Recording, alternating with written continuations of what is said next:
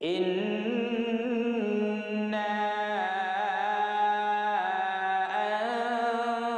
أنزلناه في ليلة القدر الحمد لله والصلاة والسلام على رسول الله وعلى آله وأصحابه أجمعين أما بعد أعوذ بالله من الشيطان الرجيم بسم الله الرحمن الرحيم وقل جاء الحق وزهق الباطل إن الباطل كان زهوقا رب اشرح لي صدري ويسر لي أمري واحلل عقدة من লিসানি ইয়াফকাহু কওলি। সম্মানিত প্রিয় বন্ধুগণ, আজ আমরা পবিত্র শবে বরাত নিয়ে কোরআন ও হাদিস দিয়ে খুবই গুরুত্বপূর্ণ কিছু আলোচনা শুনব ইনশাআল্লাহ। আপনাদেরকে একটি বিষয় জানিয়ে রাখি, আমরা খুব শীঘ্রই আমাদের এই চ্যানেলে বয়স্ক কোরআন শিক্ষার একটি সিরিজ চালু করতে চাচ্ছি এবং সেই ভিডিওগুলো খুব তাড়াতাড়ি এই চ্যানেলে আপলোড হবে। আমি আপনাদেরকে আল্লাহর উপরে ভরসা রেখে বলতে পারি, আপনারা যদি ওই সিরিজের সকল ভিডিওগুলো দেখেন ইনশাআল্লাহ পবিত্র কালামুল্লাহ শরীফকে আপনারা সহিশুদ্ধ করে পড়তে পারবেন ইনশাআল্লাহ। আর এছাড়াও আমি আপনাদেরকে বলবো, যারা কোরআন তেলাওয়াত করতে পারেন না তারা যদি ওই ভিডিওগুলো নিয়মিত দেখতে পারেন এবং ওখানে যেভাবে বলা হবে সেই কথাগুলো মানতে পারেন, তাহলে ইনশাআল্লাহ আপনিও খুব তাড়াতাড়ি কোরআন শিখতে পারবেন। সেই ভিডিওগুলোর লিঙ্ক আমি এই ভিডিও ডিসক্রিপশন বক্সে অবশ্যই দিয়ে দেব। এছাড়াও আমাদের আই বাটনে এই ভিডিওগুলোর লিঙ্ক থাকবে, আপনারা চাইলে সেখান থেকেও দেখে নিতে পারেন। তো চলুন আজকের ভিডিওটি আমরা শুরু করি। প্রিয় বন্ধুরা, মূলত শবে বরাত এটিকে অনেকে লাইলাতুল কদরের সাথে মিলিয়ে ফেলেন, তবে অনেক আলেমগণ বলেছেন শবে বরাতে ভাগ্য নির্ধারণ করা হয় না। আবার অনেকে বলেছেন শবে বরাতেই ভাগ্য নির্ধারণ করা হয়, কেউ বলেছেন লাইলাতুল কদরে ভাগ্য নির্ধারণ করা হয়। তো যাই হোক, সর্বোপরি কথা হলো এই রাত্রটি খুবই গুরুত্বপূর্ণ এবং এই রাত্রে আমাদের ইবাদত করা খুবই প্রয়োজনীয়। আর ইবাদতটা যাতে করে বেদাআতমুখী না হয়, আমাদের ভিডিওর শেষের দিকে থাকবে এই রাত্রে কোন কোন কাজগুলো করলে বেদাআত হবে এবং কোন কোন কাজ আমাদের সমাজে যে প্রচলিত রয়েছে যেগুলো আমাদের করা উচিত নয়। তো সেগুলো আমরা ভিডিওর শেষের দিকে বলবো।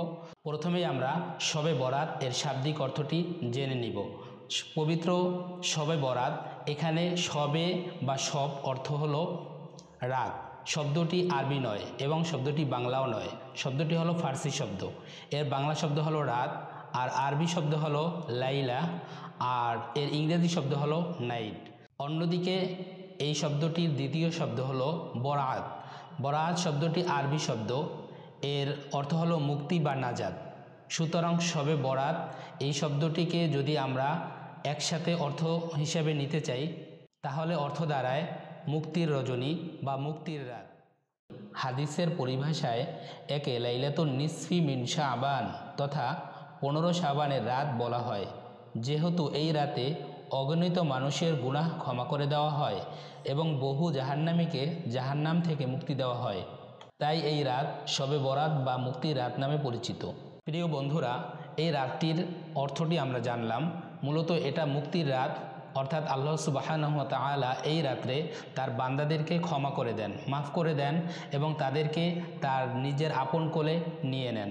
তো আমাদের অবশ্যই করণীয় হলো এই রাত্রে আল্লাহ তাআলার কাছে নিজেদের গুনাহ থেকে ক্ষমা চাওয়া এবং আল্লাহ তাআলার কাছে অবশ্যই প্রিয় বান্দা হওয়ার জন্য যেই সকল আমলগুলো রয়েছে, আমরা ভিডিওর শেষের দিকে সেই আমলগুলো সম্পর্কে বলবো, সেগুলো বেশি বেশি করা। তো চলুন আমরা এখন জেনে আসি শবে বরাত কোন দিন আমাদের পালন করা উচিত। শবে বরাত মূলত শাবান মাসের 14 তারিখ দিবাগত রাত্রে, অর্থাৎ আজকে 14 তারিখ যদি হয় তবে আজকে রাত্রে হবে শবে বরাত 15 তারিখের আগের রাত্র, অর্থাৎ 14 এবং 15তম দিন এর মধ্যবর্তী যে রাত রয়েছে সেটাই হলো শবে বরাত। আর এই দিন আমাদেরকে যে আমলগুলো হাদিস এবং কোরআন অনুযায়ী পাই সেগুলো করতে হবে। তো প্রিয় বন্ধুরা, আমরা জানলাম এই সময় অর্থাৎ শবে বরাতে আল্লাহ তাআলা তার বান্দাদেরকে ক্ষমা করে দেন, মাফ করে দেন তাদের গুনাহসমূহ। আর এছাড়াও ভাগ্য লিপিবদ্ধ করা হয়। তো কতটুকু ভাগ্য এবং কোন কোন বিষয় লিপিবদ্ধ করা হয় চলুন সেটি আমরা একটু বিস্তারিত জেনে আসি। তাবারি শরীফের 10 নম্বর খণ্ডের 22 নম্বর পৃষ্ঠায় রয়েছে যে বিশিষ্ট তাবি হজরত ইকরামা রাদিয়াল্লাহু তাআলা আনহু হতে বর্ণিত, তিনি বলেন, মধ্য শাবানের রাত্রিতে বছরের সকল ব্যাপারে চূড়ান্ত করা হয়, জীবিত ও মৃতদের তালিকা লেখা হয় এবং হাজিদের তালিকা তৈরি করা হয়। এ তালিকা থেকে একজনও কম বেশি হয় না। এছাড়াও মিশকাত শরীফে এ বিষয়ে বলা হয়েছে যে উম্মুল মুমিনিন হজরত আয়েশা সিদ্দিকা রাদিয়াল্লাহু তাআলা আনহা থেকে বর্ণিত, তিনি বলেন, হজরত মুহাম্মদ মুস্তাফা সাল্লাল্লাহু আলাইহি ওয়াসাল্লাম আমাকে জিজ্ঞেস করলেন, হে আয়েশা, শাবান মাসের মধ্যরাতের মর্যাদা ও বুজুর্গি সম্পর্কে তুমি কি জানো? তিনি আরজ করলেন, ইয়া রাসূলুল্লাহ, শাবান মাসের মধ্যবর্তী রাতের কি মর্যাদা রয়েছে আমি তা জানি না, আপনি বলুন। আল্লাহর হাবিব সাল্লাল্লাহু আলাইহি ওয়াসাল্লাম উত্তরে বললেন, আগামী 1 বছরে কতজন আদম সন্তান ভূমিষ্ঠ হবে এবং কতজন আদম সন্তান মৃত্যুবরণ করবে তা এই রাত্রে লিপিবদ্ধ করা হয়, আর এই রাত্রিতে তাদের আমল মহান আল্লাহর দরবারে উপস্থাপন করা হয় এবং তাদের রিজিক অবতীর্ণ কিংবা নির্ধারণ করা হয়। প্রিয় বন্ধুরা, আমরা জানলাম যে শবে বরাতে মূলত ভাগ্য নির্ধারণ করা হয়, অর্থাৎ এই শবে বরাত থেকে আগামী শবে বরাত পর্যন্ত কতজন লোক মারা যাবেন এবং কতজন লোক জন্মগ্রহণ করবেন এবং এই বছরে কারা কারা হজ করতে যেতে পারবেন এবং এই বছরে কার জন্য কতটুকু রিজিক রয়েছে, এই বিষয়গুলো নির্ধারণ করা হয় এই রাতে। প্রিয় বন্ধুরা, রাতটিকে অবশ্যই আমাদেরকে ভালোভাবে উদযাপন করতে হবে, যাতে করে আমরা এই রাত্রে আমাদের তাকদীরে যদি নাও থাকে, দোয়ার মাধ্যমে, যেহেতু তাকদীর পরিবর্তন করা হয় হাদিস থেকে আমরা জানি, অতএব দোয়ার মাধ্যমে আমাদের তাকদীর পরিবর্তন করার সর্বোচ্চ চেষ্টা করব, যাতে করে আল্লাহ সুবহানাহু ওয়া তাআলার কাছে আমরা প্রিয় বান্দা হয়ে এই রাত্রে আল্লাহর কাছে একজন সম্মানিত বান্দা হতে পারি। প্রিয় বন্ধুরা, আমরা জানতে পারলাম শবে বরাতে আমাদের জন্য কি কি নির্ধারণ করা হয়।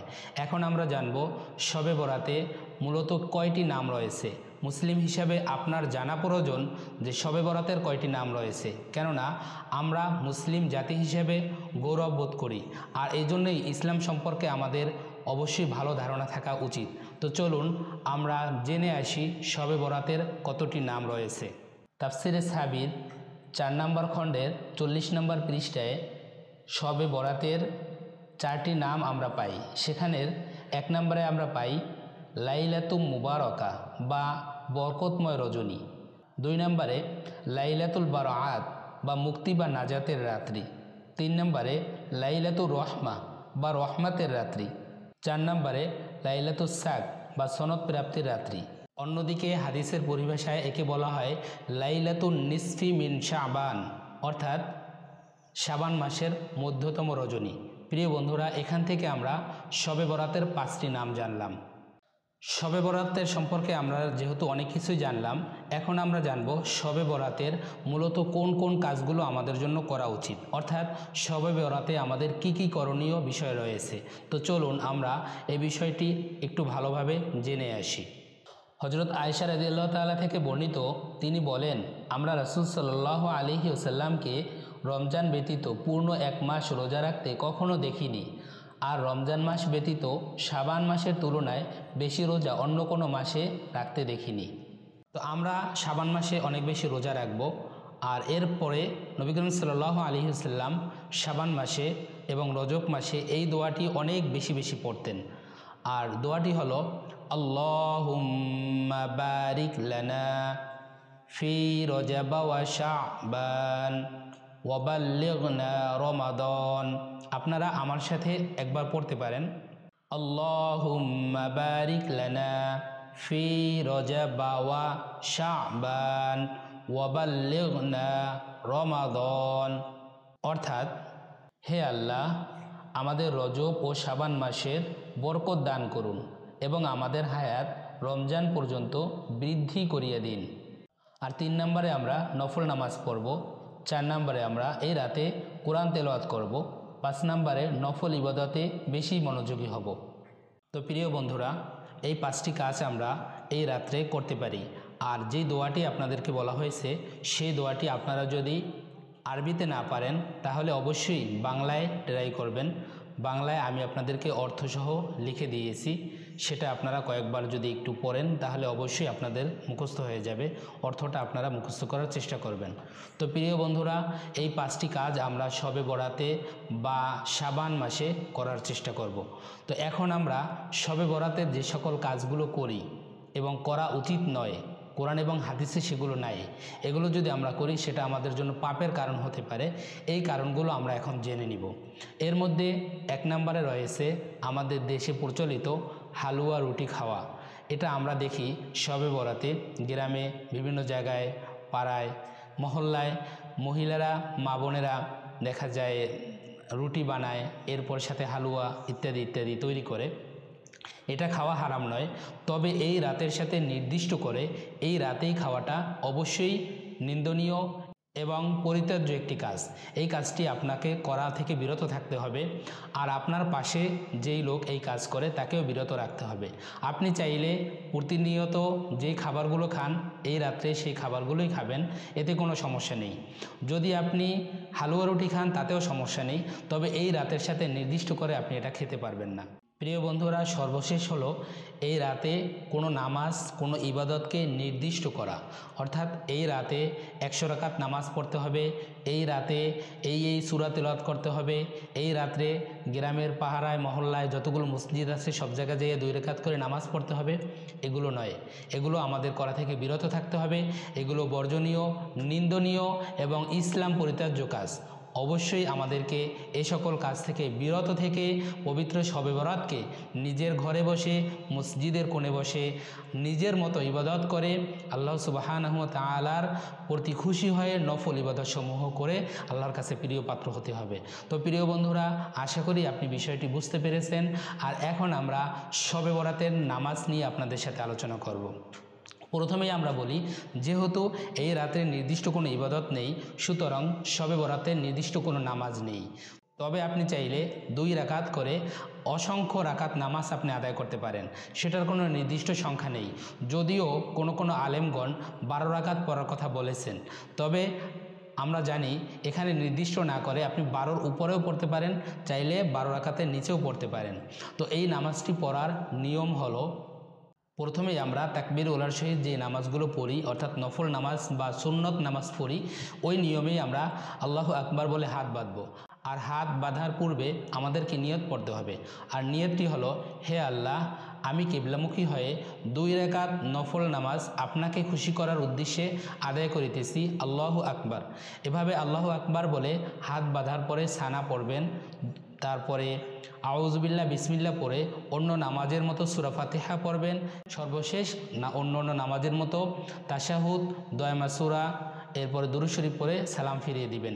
আর এভাবে করে আপনি 2 রাকাত করে অনেক সংখ্যক রাকাত নামাজ আপনি আদায় করতে পারবেন, এতে কোনো সমস্যা নেই। তবে নির্দিষ্ট করে কোনো ইবাদত করা যাবে না। এছাড়াও আপনি এই রাত্রে পবিত্র কালামুল্লাহ শরীফ থেকে সূরা ইয়াসিন, সূরা ওয়াকিয়া, সূরা কাহাফ, এছাড়াও মর্যাদাবান যেসব সূরা আছে এগুলো আপনি তেলাওয়াত করতে পারেন। প্রিয় বন্ধুরা, আমরা এতক্ষণ শবে বরাত নিয়ে আলোচনা করেছি। অবশ্যই আলোচনাটি অনেক বড় ছিল, কিন্তু আমরা সংক্ষেপে শেষ করেছি। আপনারা যদি বিস্তারিত কোনো বিষয়ে শবে বরাত সম্পর্কে জানতে চান তাহলে আমাদেরকে কমেন্ট করে জানাতে পারেন। আমরা অবশ্যই আপনার কমেন্টের যথাযথ উত্তর দেওয়ার চেষ্টা করব। এছাড়াও আমরা আপনাদের জন্য প্রতিনিয়ত ইসলামিক বিভিন্ন বিষয়ে ভিডিও আপলোড করব। সেই ভিডিওগুলো দেখার আমন্ত্রণ জানাচ্ছি, আমাদের চ্যানেলটিকে সাবস্ক্রাইব করার আমন্ত্রণ জানাচ্ছি। আজকে আপনাদের থেকে এখানেই বিদায় নিচ্ছি। ওয়া মা